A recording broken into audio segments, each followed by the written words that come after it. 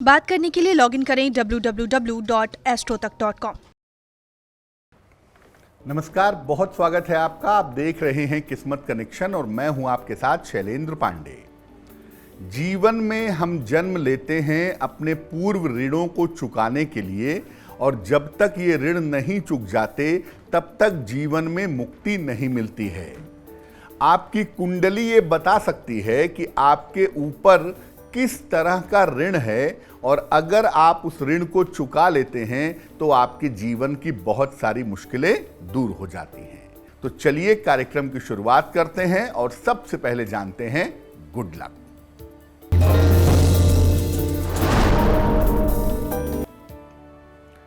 अगर आप चंदन की सुगंध लगाते हैं, चंदन की सुगंध का नियमित प्रयोग करते हैं, तो इससे निगेटिव एनर्जी, नकारात्मक ऊर्जा दूर होती है। और अगर आप गुलाब की सुगंध का प्रयोग करते हैं, गुलाब की सुगंध लगाते हैं, तो इससे डिप्रेशन दूर होता है। सबसे पहले जानते हैं कि ऋण होते क्या हैं और इन ऋणों से आपके कर्मों का क्या संबंध है। देखिए, पूर्व जन्म में जो आप नकारात्मक कार्य करते हैं या सकारात्मक कार्य करते हैं, उनकी वजह से दायित्व पैदा होते हैं, और ऐसे बहुत सारे दायित्व भी होते हैं पूर्व जन्म के जिसको आपने ठीक से निभाया नहीं है। वो दायित्व इस जन्म में ऋण की भांति आपके जीवन में प्रवेश कर जाते हैं, और जब तक उनका भुगतान नहीं किया जाता तब तक जीवन में सारे प्रगति के रास्ते रुक जाते हैं। ग्रहों को देख करके अलग अलग तरह के ऋणों के बारे में जाना जा सकता है। मुख्य रूप से 5 तरह के ऋण होते हैं। कुछ अन्य ऋण भी होते हैं जिनका निवारण करने से जीवन की अज्ञात बाधाएं दूर होती हैं। पहला ऋण है कलत्र ऋण। क्या होता है ये? शुक्र और राहु का अगर कुंडली में संबंध बनता हो या संयोग बनता हो तो इसको कलत्र ऋण कहते हैं। जो लोग पारिवारिक दायित्वों की उपेक्षा करते हैं और गृहस्थ जीवन में निष्ठा का पालन नहीं करते हैं, उनके लिए ये ऋण उत्पन्न हो जाता है। इसके फलस्वरूप पारिवारिक जीवन में लगातार बाधा आने लगती है।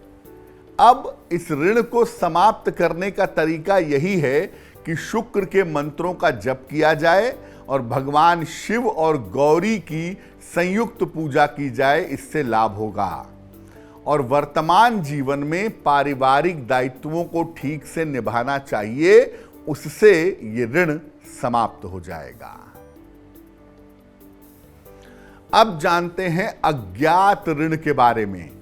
सबसे पहले बता दूं कि हर तरह के ऋण के पीछे जो ग्रह होता है वो होता है राहु। जब भी कुंडली में राहु अकेला होता है द्वितीय भाव में या अष्टम भाव में, यानी दूसरे या 8वें भाव से संबंध बनाता है, तो अज्ञात ऋण जैसी स्थितियां बन जाती हैं।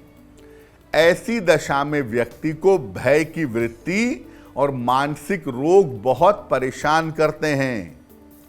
इससे निपटने का तरीका यह है कि शनिवार को दीपक जलाया जाए, पीपल के नीचे, यानी प्रकाश का दान करें, निर्धन को कंबल का दान करें और राहु के मंत्र का जप करें तो आपको लाभ होगा। अगर राहु की स्थिति कुंडली में ऐसी है तो अपने खान पान का विशेष ध्यान रखना चाहिए।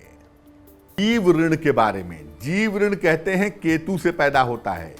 द्वितीय या अष्टम भाव में अगर केतु हो या दूसरे अष्टम भाव को प्रभावित कर रहा हो तो ये ऋण पैदा होता है।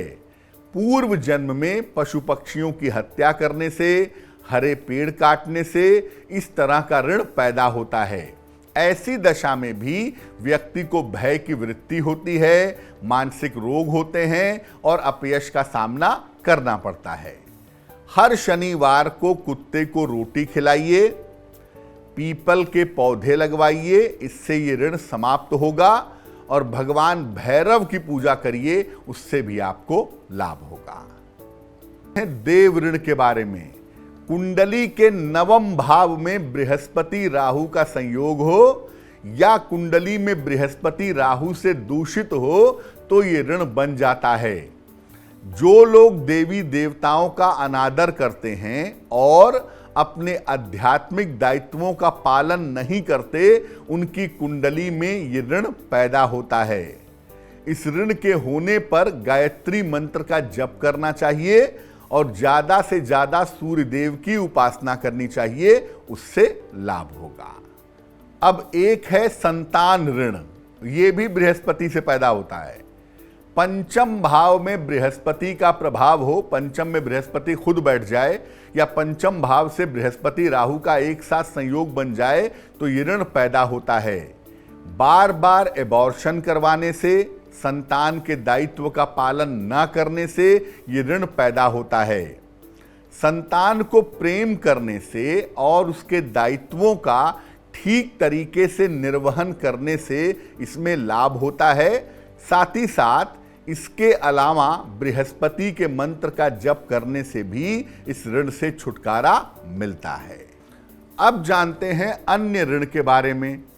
कुंडली में सब कुछ बहुत अच्छा हो, इसके बावजूद भी अगर जिंदगी में सफलता न मिल रही हो और कुंडली में कोई समस्या न दिख रही हो तो समझना चाहिए कि कुंडली में कोई न कोई ऋण जरूर है।